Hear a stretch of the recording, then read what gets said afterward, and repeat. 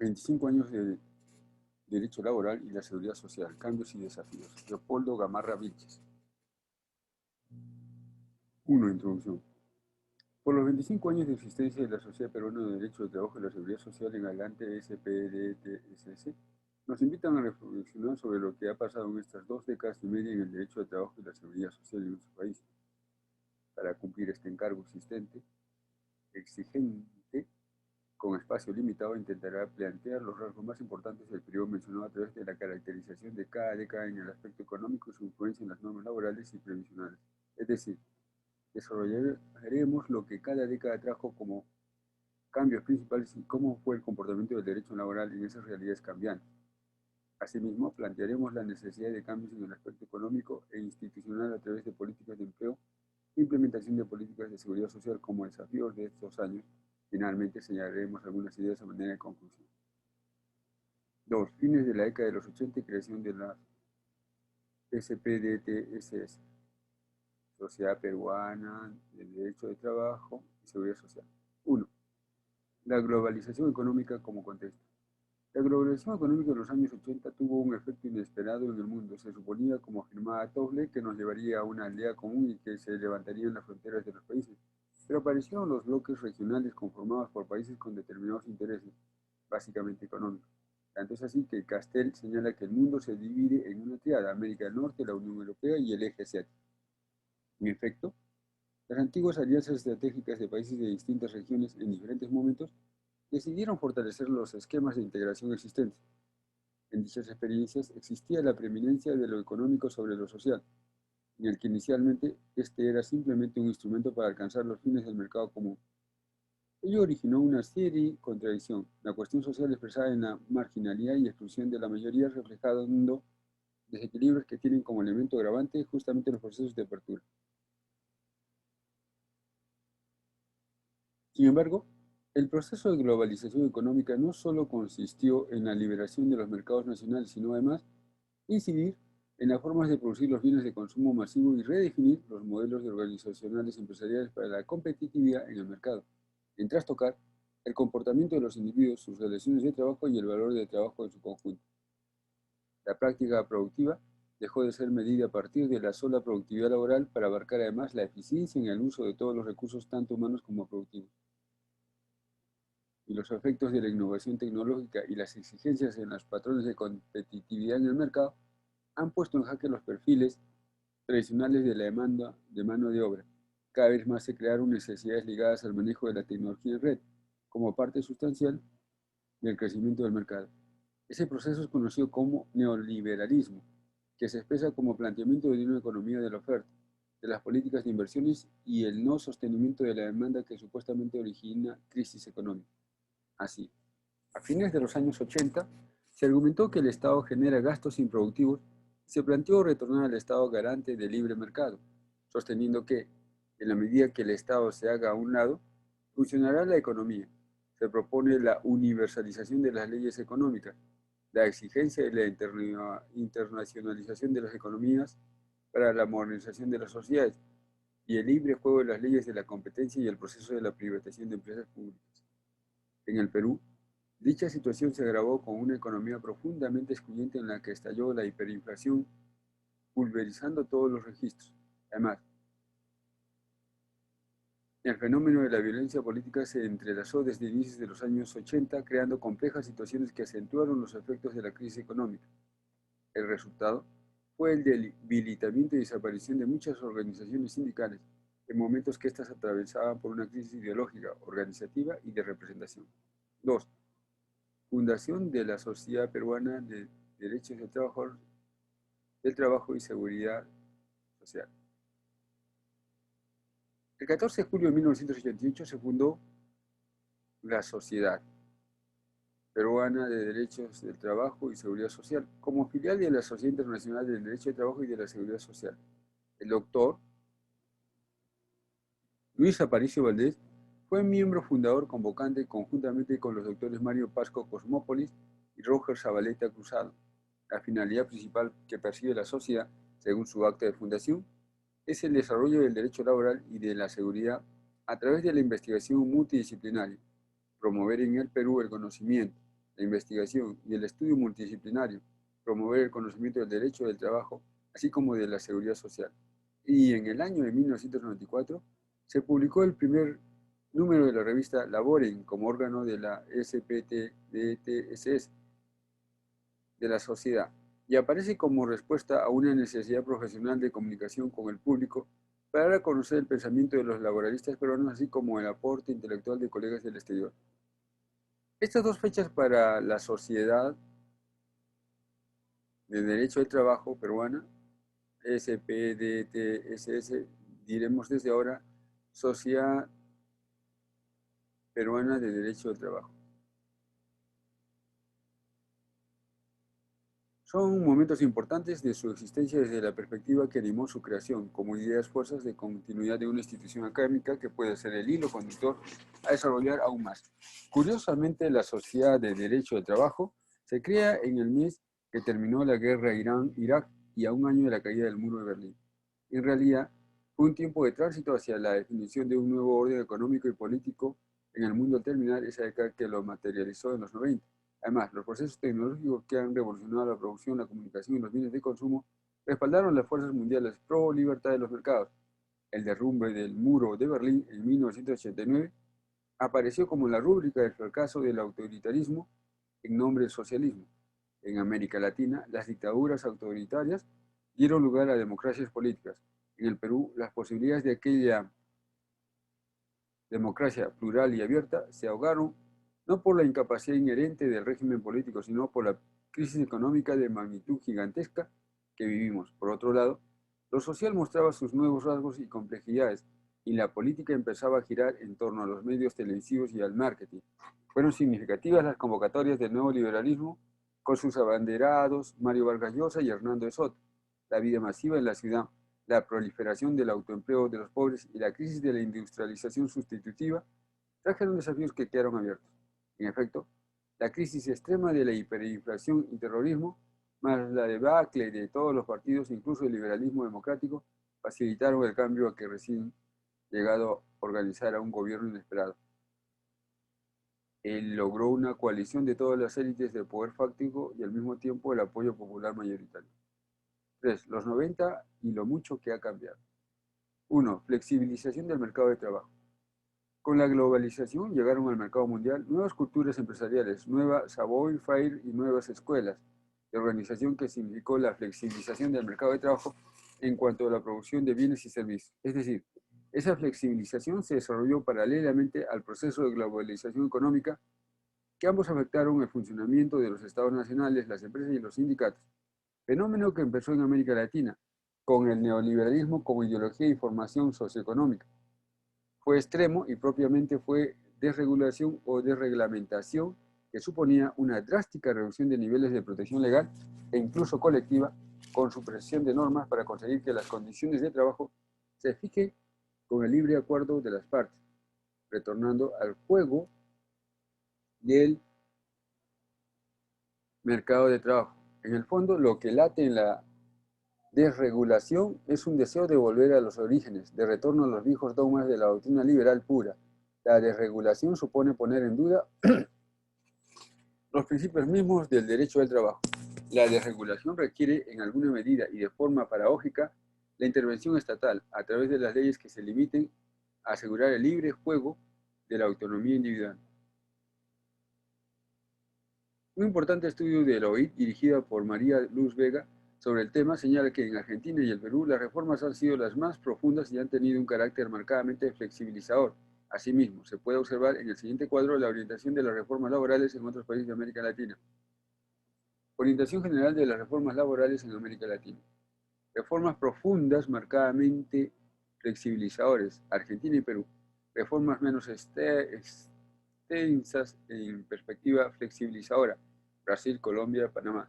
Reformas flexibilizadoras de menor corte, Chile, Ecuador, Guatemala, Nicaragua, República Dominicana y Venezuela. No se aplicaron reformas, pero sí cambios con tendencia flexibilizadora, Bolivia, Honduras, México, Uruguay, El Salvador, Paraguay. La reforma 2, la reforma laboral flexibilizadora de 1991. La reforma laboral flexibilizadora en el Perú, iniciada en 1991, abarcó cuatro ámbitos fundamentales: derechos individuales, derechos colectivos, normas procesales y dispositivos sobre seguridad social a través de medidas que han modificado la relación entre trabajador y empleador hacia un nuevo derecho del trabajo y una nueva seguridad social. En materia de derechos individuales, se reformó la institución central del derecho laboral, el contrato de trabajo, de donde provienen todos los derechos de los trabajadores. Por ello, el epicentro de la reforma fue el contrato de trabajo, y el principal efecto fue la multiplicidad de formas de contratación temporal, con requisitos legales tan amplios que permiten su utilización casi en cualquier circunstancia. Esta temporalidad es entendida como precariedad en el empleo, tanto porque aumenta la incertidumbre en los trabajadores e introduce un elemento de ineficiencia en la relación laboral, ya que el trabajador empleará parte de su tiempo y de su capacidad productiva en protegerse ante una posible terminación del contrato. Así, en cuanto a formas de contratación, el Perú pasó a tener uno de los mercados de trabajo más flexibles del ámbito latinoamericano. El paso de un mercado laboral rígido a un mercado laboral flexible, como resultado de la aplicación de la Ley de Fomento del Empleo, Decreto Legislativo 728 de noviembre de 1991 y sus modificaciones, esto provocó que el desempleo se agravara no de quienes quieren, esto provocó que el desempleo se agravara no de quienes quieren trabajar por primera vez, sino como el resultado de la rotación y el intento de regresar de quienes ya han tenido experiencia porque los contratos tienen poca duración. En cuanto a los derechos colectivos, podemos señalar como resultado de la reforma laboral el debilitamiento y desaparición de muchas organizaciones sindicales, en momentos que éstas atravesaban por una crisis ideológica, organizativa y de representación. Esto fue efecto de la aplicación del Decreto Ley 25593 del 2 de julio de 1992, que establecía limitaciones a la libertad sindical. En cuanto a la huelga, podemos señalar que, durante el periodo estudiado, han disminuido ostensiblemente. Sin embargo, la conflictividad ha estado latente sin manifestarse por el cambio de reglas de las relaciones laborales. Respecto a la Administración de Justicia Laboral, la reforma no ha logrado superar el problema de la autonomía procesal. Con la Ley 26636 del 24 de junio de 1996, se ha vuelto a las normas civiles a pesar de que el procedimiento laboral debe responder a otros criterios y contar con principios propios. Si bien el procedimiento laboral tiene en gran parte similitud con el procedimiento común, debe excluirse la utilización de normas civiles porque en el procedimiento civil no se encuentra tan desarrollado el aspecto social como en el laboral.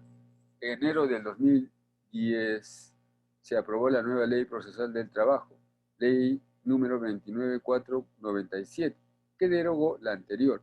Finalmente, el 6 de diciembre de 1992, se creó el Sistema Privado de Pensiones, mediante el Decreto Ley 25897, con la finalidad de contribuir al desarrollo y fortalecimiento del sistema previsional en el país. El Sistema Privado de Pensiones surge como una alternativa al Sistema Nacional de Pensiones, SNP, de tal forma que el trabajador pueda decidir si desea permanecer en el Sistema Nacional de Pensiones o afiliarse al Sistema Privado de Pensiones. Sin embargo, los costos hundidos de tipo endógeno han llevado a encarecer el servicio, debido a que estos gastos constituyen la principal fuente de diferenciación ante una inexistencia de competencia de precios que llevó a una reforma el año 2012 con la Ley 29903, Ley de Reforma del Sistema Privado de Pensiones.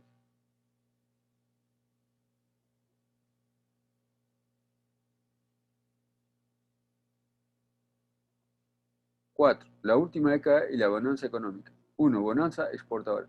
A fines de la década del 90, después de resolverse la hiperinflación y el terrorismo, el proceso político nacional peruano fue simultáneo y convergente con los cambios mundiales, y eso le dio solidez al gobierno de entonces, quien cayó por corrupción y por su intento de prolongar su duración. Y en la década del 2000, el país volvió a vivir una bonanza económica con el crecimiento en todos los sectores, especialmente la exportadora de materias primas, al igual de la época del yuan. Por otro lado, en el 2012, la balanza comercial presenta un superávit de 4.228 millones de dólares, con lo cual se acumularon 10 años consecutivos sin déficit de balanza comercial. De ese modo, en los primeros 10 años del 2000, se vivió la sensación que el progreso en el volumen productivo de la economía traería el bienestar general. Además, la economía mundial continuaba materialmente poderosa y organizada en los mismos términos de menos regulación extraeconómica, pero había signos de crisis. Así, la crisis financiera, iniciada en septiembre del 2008, probó que la búsqueda de ganancias sin control, especialmente en las transacciones financieras, lleva primero a la corrupción y luego a la quiebra. Esa crisis tiene como impacto la crisis social, crisis de la inversión y el crédito, el déficit público, el desempleo abierto, a pesar de que Estados Unidos financió el 2012 creciendo en un 2, finalizó en el 2012 creciendo en un 2.2%.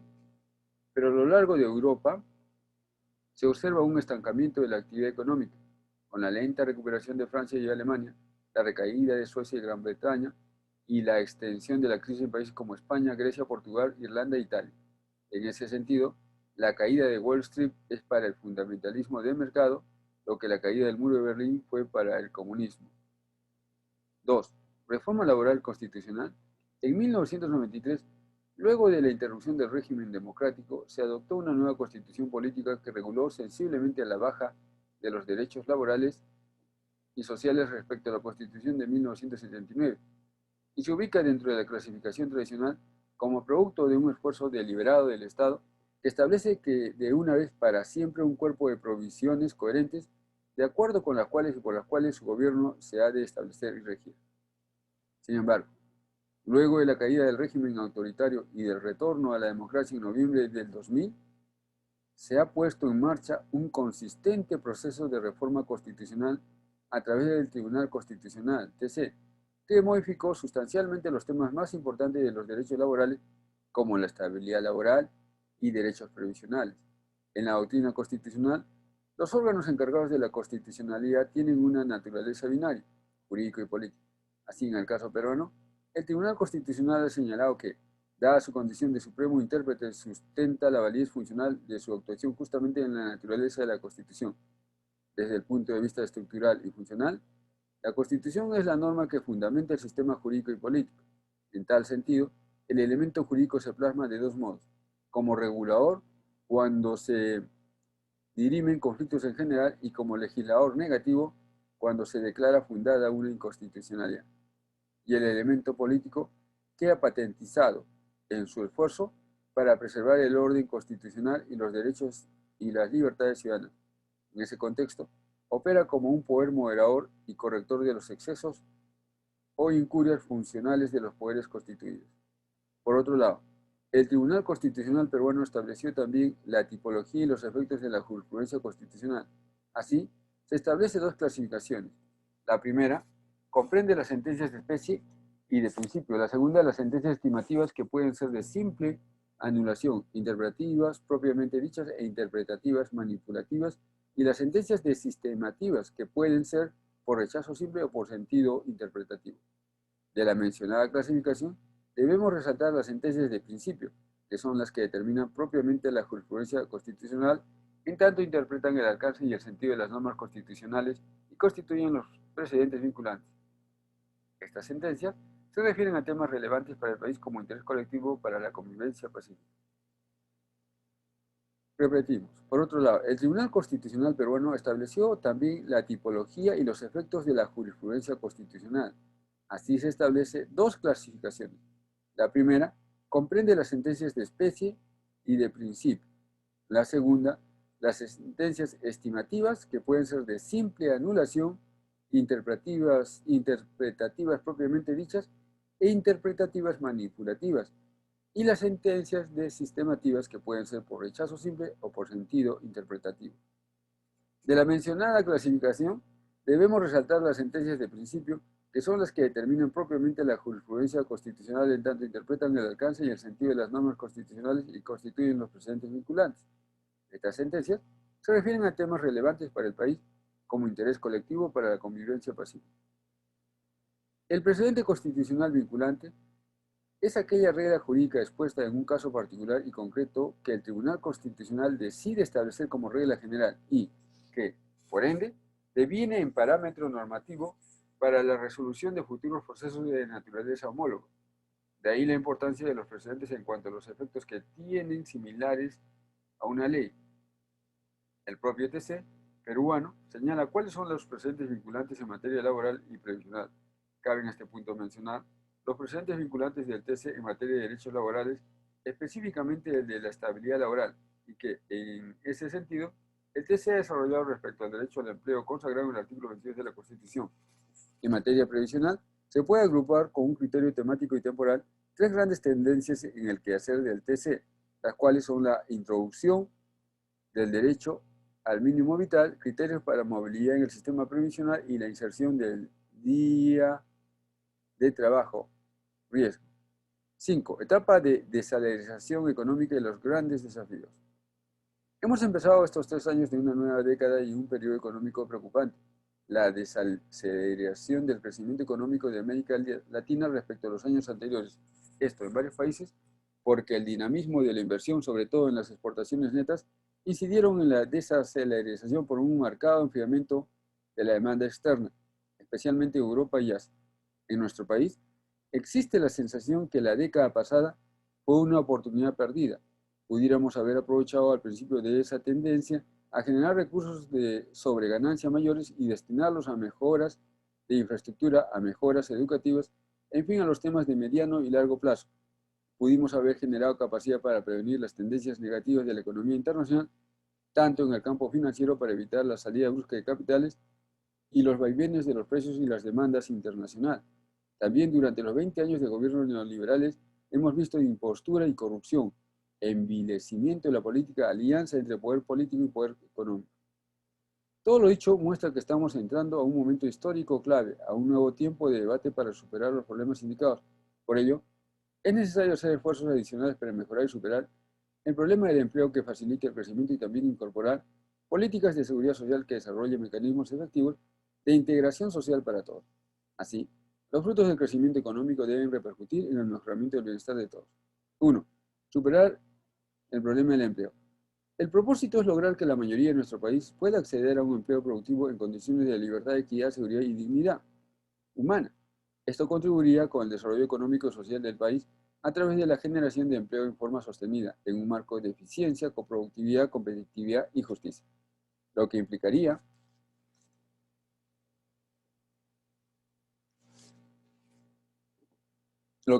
consolidar los logros alcanzados en el respeto y aplicación de la legislación laboral.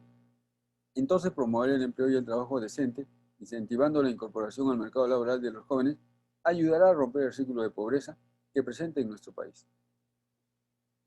Por otro lado, es importante perfeccionar la democratización de las oportunidades que se abren en el mercado a través de la formulación y ejecución de políticas activas que se reflejarán en un moderno y eficiente servicio público de empleo y de desarrollo de los recursos humanos, que facilite los flujos de oferta y demanda de la fuerza laboral y que funcione de forma integrada con los servicios de formación profesional.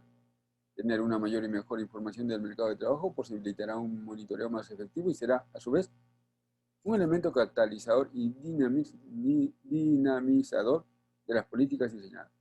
Finalmente, se debe promover la adecuación de la legislación laboral nacional a los convenios internacionales de trabajo ratificados por nuestro país, en particular el cumplimiento de los derechos fundamentales y el trabajo como base para el desarrollo económico y social a través de la promoción de una cultura de diálogo, búsqueda del consenso entre el gobierno y los interlocutores sociales. Además, la institucionalización del diálogo en el país a través del Consejo Nacional de Trabajo es fundamental. Este espacio de diálogo requiere ser fortalecido tanto en su operación como en la propia participación de las organizaciones más representativas de empleadores y de trabajadores, de forma tal que sean efectivamente capaces de fortalecer el sistema democrático y contribuir al desarrollo sociolaboral y productivo del país. Asimismo, se debe aprobar una norma que reúna en un solo texto la legislación laboral dispersa, previamente consensuada por los actores sociales de manera tripartita entre trabajadores, empresarios y el Estado, es decir, una legislación unificada en un solo texto legal que permita un mayor conocimiento de la misma por parte de sus actores por la ciudadanía en general y permita su mejor interpretación y aplicación. Asimismo, superar la legislación actual que es dispersa y contradictoria en muchos casos. 2. Seguridad social para todos. La seguridad social no es solamente que algunas personas cobren pensiones o beneficios a fin de mes. Es un sistema de protección social universal que debe ser íntegramente el desarrollo económico y social de un país. Ciertamente hay mucho camino que recorrer, pero también muchos mitos que desvelar si se quiere tener en general niveles mínimos de seguridad social. En ese sentido, es un desafío plantear para nuestro país la implementación de la seguridad social para todos, en tanto dista mucho de lo que es la previsión social. Es decir, seguridad social para todos se entiende como protección a toda la población, especialmente contra riesgos y contingencias sociales, aunque el centro siga siendo el trabajador, a partir del cual la protección se irá extendiendo a su familia y a otros sectores sociales. En el sistema de pensiones, deberíamos implementar un modelo mixto de jubilación que combine el sistema público como componente básico y obligatorio con el régimen de capitalización plena individual como complemento, es decir, un sistema público con una pensión básica y prestación definida bajo un sistema de reparto y el de capitalización otorgaría un monto adicional sobre los aportes voluntarios. Tendría dos componentes, superando el modelo dual o paralelo. Respecto al sistema de salud, es fundamental el acceso universal real a los servicios de salud y a la seguridad social, con participación ciudadana y del Estado. Es decir, proponemos una nueva vía de desarrollo del sistema de salud en el Perú, que consiga los objetivos básicos de toda seguridad social mediante la acción determinante del Estado, sin que ésta excluya la iniciativa privada. Finalmente, la propuesta de implementación de la seguridad social como vía posible debe surgir de una nueva ecuación de planificación y mercado a partir de un marco estructural que consagre el ámbito de la competencia del Estado para enfrentar con éxito los problemas reseñados en líneas arriba. De esta manera, avanzaremos en la construcción de una sociedad que haga compatible el desarrollo material con la equidad social y la democracia. 6. A manera de conclusión. En estos 25 años se han registrado cambios positivos en materia laboral, pero tenemos que distinguir los coyunturales de los estructurales que marcan la tendencia. Lo que cuenta son los resultados, y uno de los principales problemas es la falta de empleo, y el empleo en un país es el mejor reflejo o testigo del conflicto permanente entre lo social y lo económico, entre la equidad y la eficiencia, entre la acumulación y los asientos contables o el bienestar de la familia. La realidad económica en nuestro país pone de manifiesto que los ajustes laborales resultaron insuficientes. Más del 70% de la PEA se encuentra en situación de subempleo, de desigualdad en la distribución del ingreso, ha empeorado el 10% de la población concentra el 80% de la riqueza generada y el resto, o sea, el 90% de ella, accede solo al 20% de la misma. Persiste y se profundizan los problemas estructurales del empleo. Finalmente, el recuerdo de los 25 años de la SP, la Sociedad Peruana del Derecho de Trabajo y Seguridad Social, nos autoriza a plantear los desafíos y recordar que la historia del derecho laboral, tanto en el plano internacional como en el nacional, está marcada por la constante intervención estatal o juridificación para regular las relaciones laborales y así cubrir con su manto protector aquellos sectores del mundo del trabajo que tienen una excepcional necesidad de él.